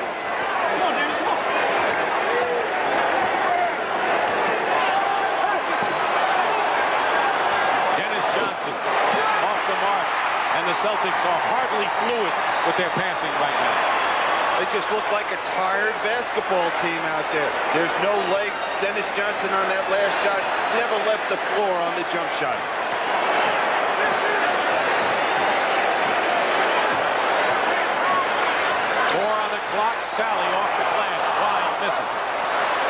rebound for Larry Bird. He's got 12. That's matched his series average. McHale fouled by John Sally. That'll be his third. His third. Pistons by 13 and a timeout with 9:17 to go, fourth.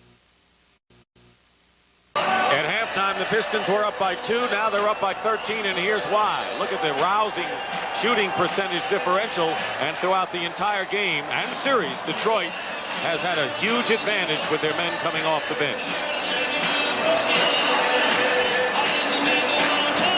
You know, the Pistons have completely changed their personality from 3 years ago as a ball club.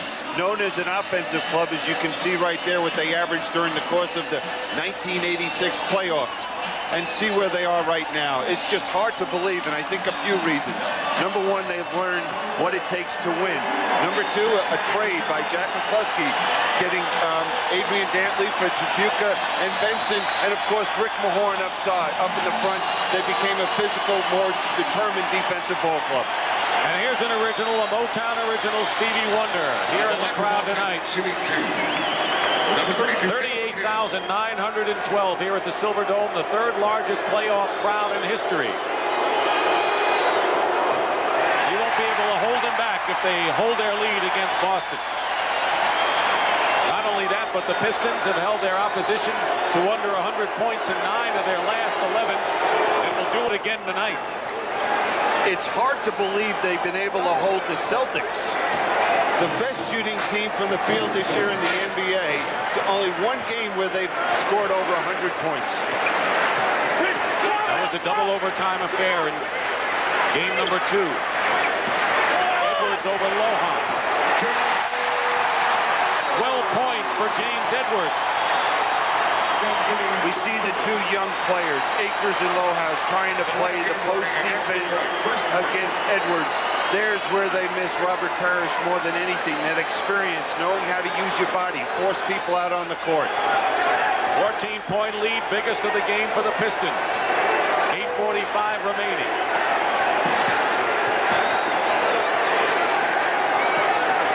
Bird has scored 14, none here in the quarter. Lohan misses. A big concern for the Pistons. They can't stop playing basketball now.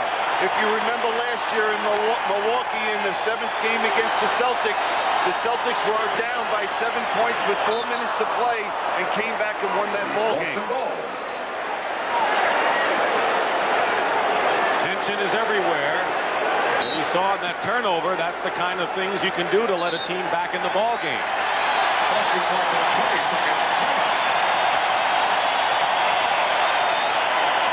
Timeout, 8:14 to go. And a 14-point lead for the Pistons.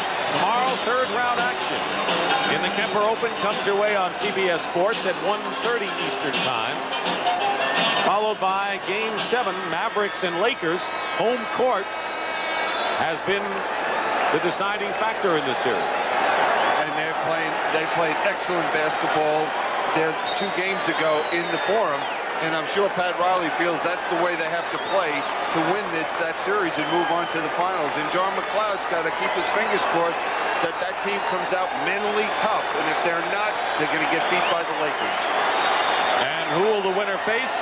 Well, it could be the Detroit Pistons if they hold their lead. They're leading 3-2. And a victory here with 8:13 to go will eliminate the Celtics and send the Pistons to the NBA Finals. Look at Chuck Daly on the sideline. Dennis Johnson fights his way inside on a feed from McHale.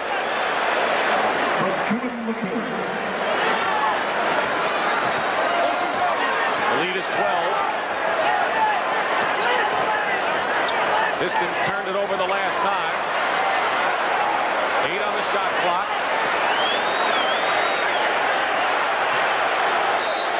Whistle. Edwards draws the foul, and now Dennis Rodman and Lojas under the basket going at it. This series has been free of this kind of stuff pretty much until now. I couldn't see what started the play watching the action with Edwards with the ball, but you hate to see anything like this happen in the game. I wouldn't be surprised if we don't see the officials throw a couple players out of this ball game. Mike Mathis, who's the alternate official, has come onto the floor to talk things over with Earl Strom. Don't forget, he's an observer as the third man on the side. And Rodman already has a technical foul in this ball game.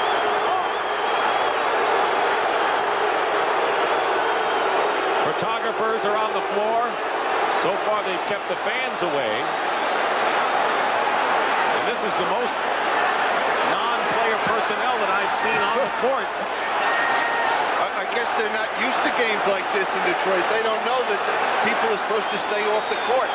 Now, right at the right of the lane, Lohaus grabs a hold of Rodman, and then they go right into the backstop. Chuck Daly over at the line, and Rodman is going to leave the ball game.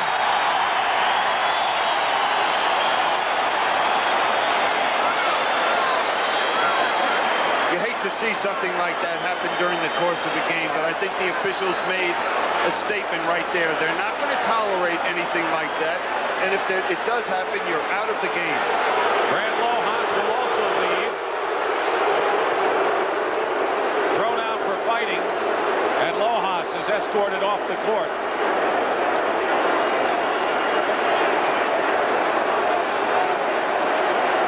I think the officials have done a terrific job of keeping things down in the series that had its moments last year. Here we see another pileup that was on the side of that play. Danny Ainge down on the floor with Rodman as well. Edwards will go to the line. He had a personal foul as well, and both players were ejected. McHale committed the foul, and Edwards will go to the line. You notice where Dennis Johnson was. He's sitting over there saying, hey, I can get a few minutes of breathing time here and be ready for the last 7 minutes of this ball game.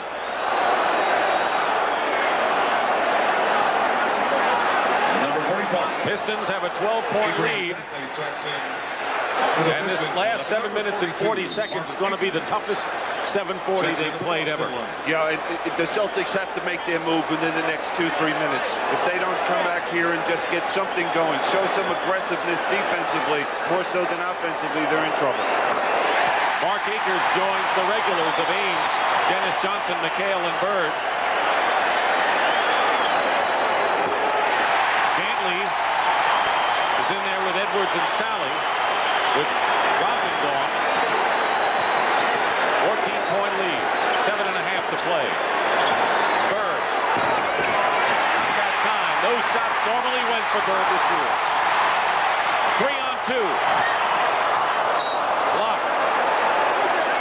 Before the series started, Larry Bird said he did not like playing in this building, and he has not played well at all shooting the basketball. He's done the other things, but they need his offense so desperately to have any success in Boston. He's shooting 25% in this game after 37% coming into it.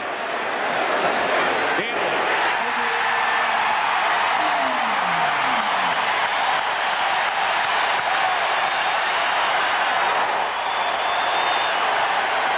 Pistons with the biggest lead. Bird misses inside, gets the rebound and is fouled. And hits the deck. He is going full out, all out, regardless of what the scoreboard shows. Desperation time for him.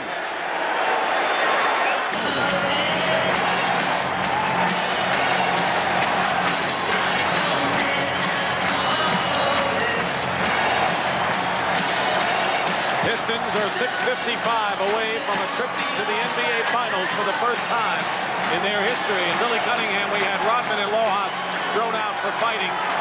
But cooler heads certainly have prevailed, and we want to remind you that the 1988 NBA Finals begin Tuesday night. Well, you're exactly right. That's the veterans out here. They know they're battling, but they also have such great respect for each other. And here we see Adrian Dantley helping Larry Bird up, just giving him a little pat on the back, and they just appreciate the effort each one has put forth in this series.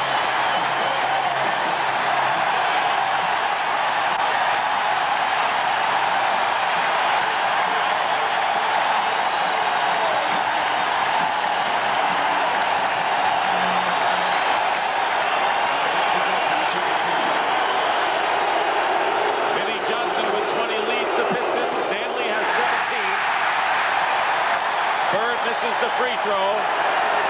Things just aren't dropping for Larry Bird in the Detroit series here. Nor for the Atlanta series as he misses 2. He's just had a terrible series, and you know, you think back last summer what he did, working on that weight program, losing some weight, getting himself ready for the season, and right now it's not showing. It hasn't paid off for him in this series or the Atlanta series. Vinnie Johnson, rebound, Akers into McHale's hand. One great quarter Larry Bird had was the 4th quarter, and that was a masterpiece against the Hawks in Game 7 of the semis. Bird still going strong, draws the foul.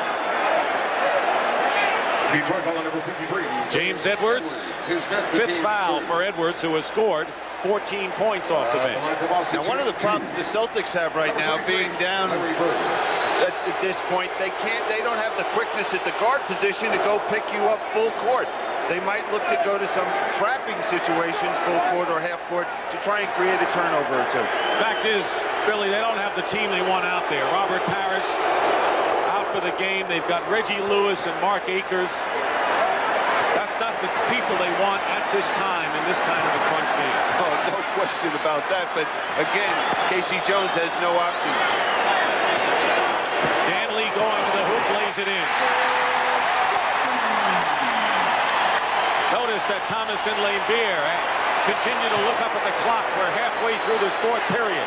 That's how close the Pistons are. Reggie Lewis blocked by Vinnie Johnson. McHale is fouled. And of course, this could be Casey Jones' last game as head coach of the Boston Celtics. He's reached the finals, as you mentioned, 4 straight years here. And no one has appreciated him. There's Jim Rogers, who will take his place. But when you coach an excellent team, as he has it over the last 5 years, you never get the respect that he should have gotten as a coach. He'll get it as soon as he retires, I guarantee you. Sally picks up 2 quick ones. He has 5. What about Chuck Daly? How hard has he worked to get to this brink of where he is right now? Well, I think Chuck, he probably has slept maybe an hour and a half throughout this whole series. But the thing, the beauty that Chuck Daly has done with this ball club is he had a lot of talent on this club, and he still does have the talent, but the versatility and how he's used and capitalized on all the strengths of this team. Sally gets a hand as he leaves. Goes out with 5 fouls, replaced by Bill Laimbeer. The lead is 15.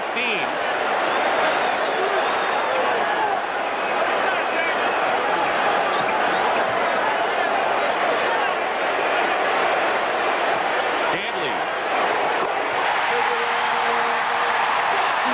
The problem is now 2 guys are in a zone. Vinnie Johnson and Adrian Dantley.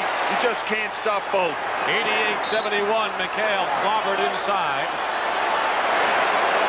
But the difference between the Detroit Pistons tonight, leading 3 games to 2, and on Monday when they led 2 games to 1, is that they came out tentative. They didn't believe that they had a chance to win. They let the Celtics come to them. They played an ugly game and ended up losing by a point. And they came out with a far better head tonight in this 6th game.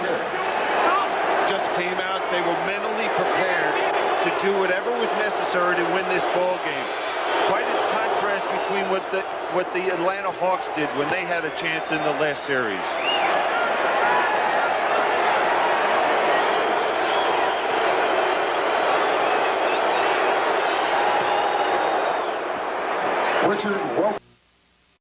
Richard Wogo, call your 15-point lead. There's the time remaining in the 4th.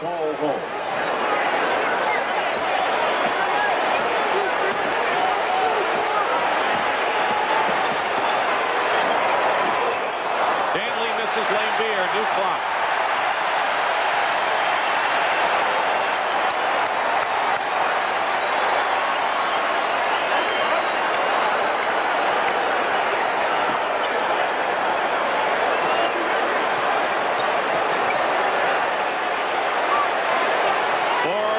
Seconds on the clock. Edwards on Dumar's miss, and he's fouled.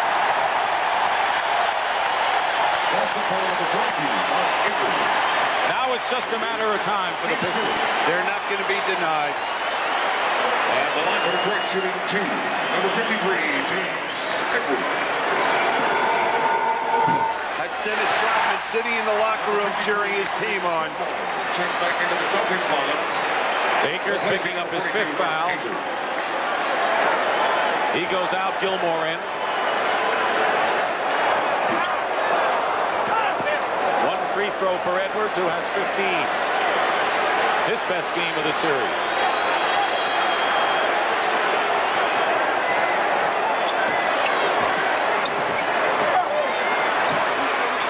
McHale on the fall away. Consider the Pistons and what they've gotten from James Edwards.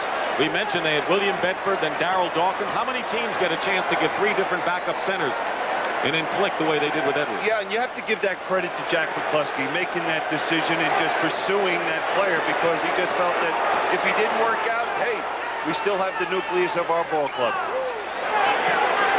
Under 4 minutes remaining. Dumars. It'll be Celtics ball, 89-75. McHale leads with 28. Bird 16. Dennis Johnson 14. They're the only Celtics in double figures.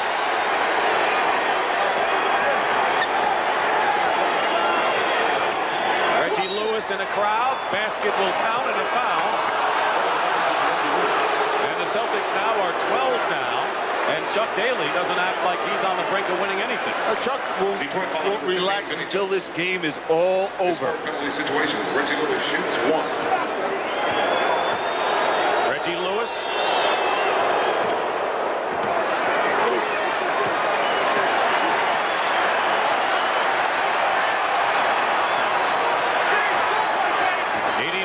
.78. 3:25 on the clock. Vinnie Johnson fouled by Reggie Lewis. Boston playing number 35, Reggie Lewis. Deciding game tomorrow from the Forum. The Lakers and the Mavericks. 2. And number 15, Vinnie Johnson. Tuesday we get started for the World Championship, the NBA Finals. 9 p.m. Eastern Time.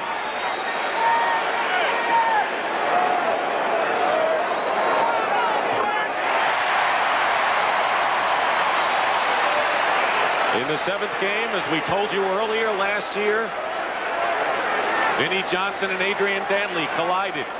At the time, the Pistons were in the game, and it took a lot of the air out of the sails of the Detroit team. And the Celtics went on and won that 7th game. The Pistons doing their best to prevent a 7th game this time. McHale misses. Thomas winding down to 3 minutes to go, and a 13-point lead. Chuck Daly, very fortunate to have that man with the basketball right there on his club. As soon as things started going the other way, he brought him in and things have settled down. Vinnie Johnson again. What a game for Johnson. 10 of 14 from the field, and Dennis Rodman holds court. 93-78. Dennis Johnson buries a 3. He keeps going, doesn't he? It's tremendous. Hey, he won't quit. I'm sure he's got a few more years in him. Pistons using as much of the clock as they can.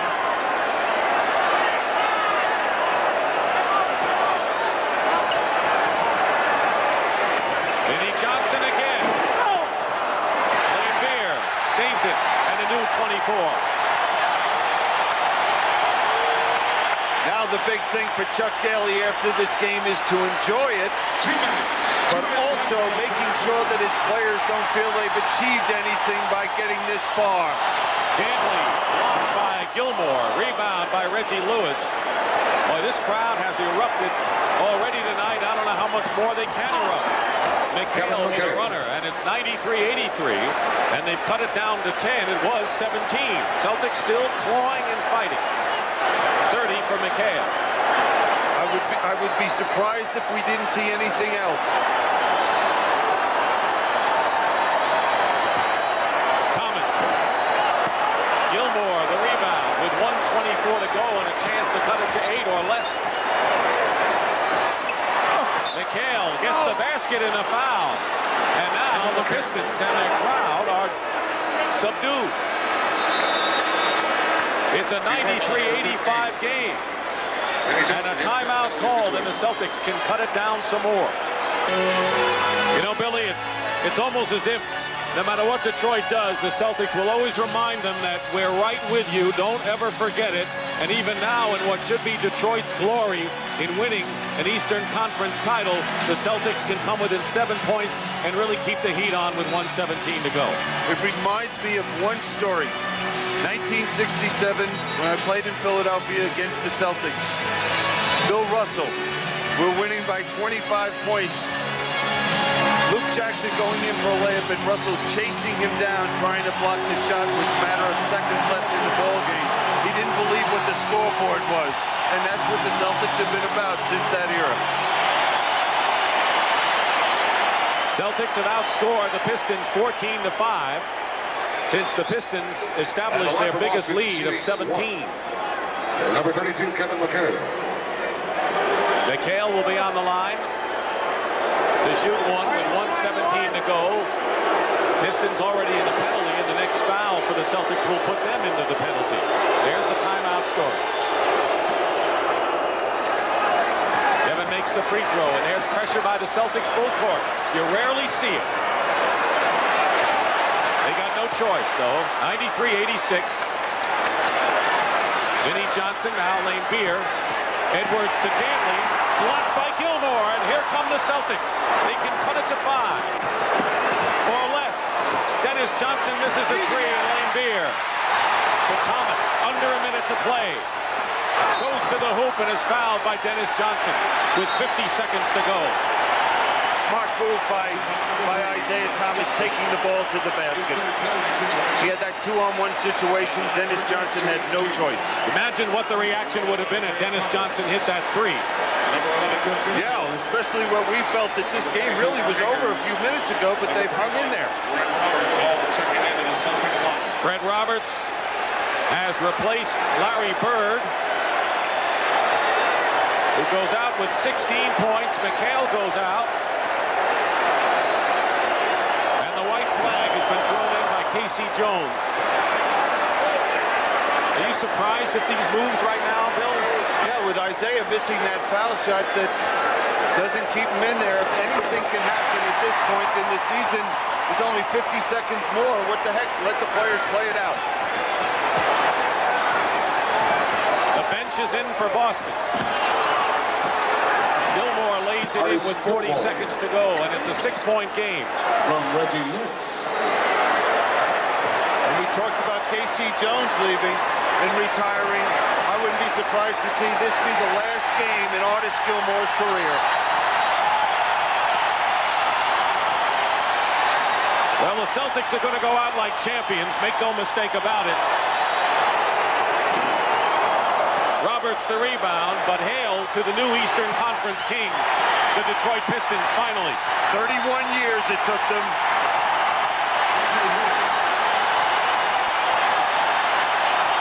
Chuck has it, finally. And the celebration has begun.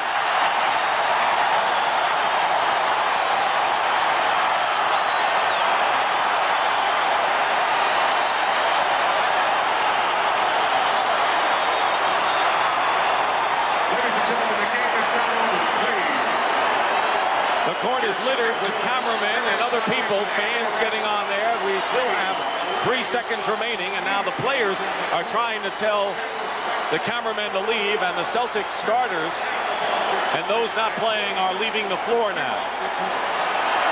Possibly for safety reasons. Feeling with this crowd, and it's a long walk to the locker rooms, that with this crowd getting on the court, someone could get hurt. McHale and Thomas. What a picture that is. That's what it's all about. Good luck against the Lakers, I'm sure, is what McHale is telling the Pistons. Kevin McHale said after the last game, maybe we should give a little credit to that Piston team defensively.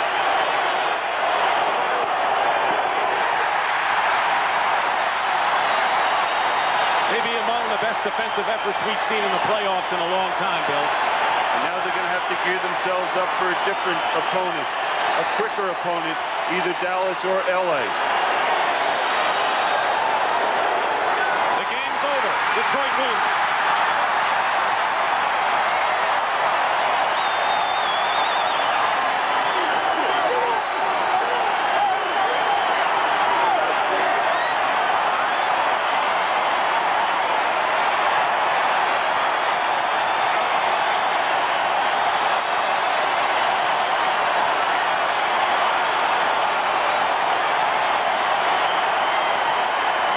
The huge disappointment of a year ago, blowing the 5th game, losing in 7, all erased from the minds of the Detroit Pistons.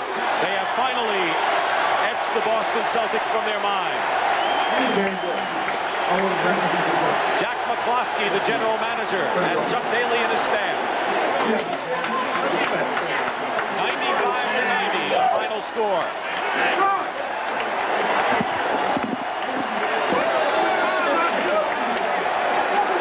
Pistons win in 6, and they had to beat the Celtics twice in Boston Garden to achieve this Eastern Conference title. We'll be back at the Silverdome with more in just a moment. We'll play the winner of tomorrow afternoon's 7th game between the world champion Lakers and the Dallas Mavericks on CBS, so we'll have at least one different team in the NBA Finals this year. Right now, let's go into the Detroit dressing room and Pat O'Brien. Thank you very much. Maybe the hardest thing of the series was getting to the locker room, don't you think, Isaiah? This is one of those times where I can actually say, how does this feel? Indescribable. All the work that you do as an athlete in the summer, all the hard minutes, all the hard hours of training. 7 years I've been chasing this dream, trying to get to the championship, and now all the hard work has paid off. Earlier, before the broadcast, you had said, we're going to see how hard we want it. I guess you found out. Yeah, the Celtics put us to the limit. You know, they never gave up, even though Parrish got hurt. They came in, they gave us everything that we could ask for out of a basketball game, and, you know, we wanted it bad. The thing I'm most proud of, I think, is Adrian Dantley. You know, I've been out of it for 7, but he's been out of it for 12. And if there's anybody who deserves to play in a championship game, it's definitely Adrian Dantley. Well spoken. Congratulations. Who would you rather have, LA or Dallas? You get these questions now when you get in here. I'm just glad to be here. I either play against my boy Mark or my boy Magic, so it don't matter. Isaiah is going to be a father again in about 2 weeks. Is Chuck Daly around here? Adrian Dantley, come on over here. Congratulations. 12-year career, how does this one? Feels great. Feels great. The Boston Celtics, do you have anything to say about that? Got to get up. Parrish was out of the game. We still couldn't put away, but we're glad to be there. And who would you, this is the kind of questions you get now. Who would you rather have, LA or Dallas? Or are you going to celebrate and not think about it? Celebrate now. We don't care. We're going to watch. Okay, they are going to celebrate, as is all of Detroit going to celebrate. And we'll be back with more from the Pontiac Silverdome in Pontiac, Michigan. They're rocking tonight. The Silverdome, they're going wild, having a big party on the floor where the Pistons have beaten the Celtics 95-90, and our Miller Lite player of the game is the microwave, Vinnie Johnson, 24 points. In one stretch, he hit 9 of 10 field goals, and Miller is proud to present a check for $1,000 to the Multiple Sclerosis Society on behalf of Vinnie Johnson. Adrian Dantley scored 22 and James Edwards 15. So for Billy Cunningham and Pat O'Brien, I'm Dick Stockton saying so long from the Pontiac Silverdome, where the Detroit Pistons have defeated the Boston Celtics and will go to the NBA Finals against the winner of tomorrow's game between the Dallas Mavericks and the